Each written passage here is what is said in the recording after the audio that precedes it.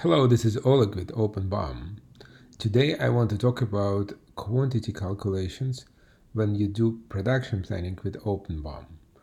In OpenBOM order BOM, you can see that there are three important properties: the quantity on hand, quantity required, and quantity gap.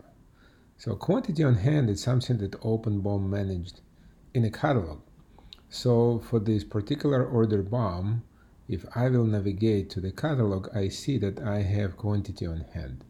So for this particular screw, MS003, I do have quantity gap to make number of units 5 because I need 50 of them.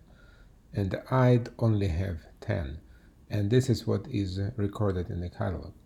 So if I will change it quantity on hand, for example, I ordered additional screws and I put them here.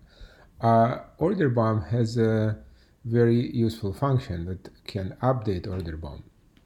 And the moment of time order BOM is updated, now you can see that we have quantity on hand 100 and quantity required 50, so gap is 0.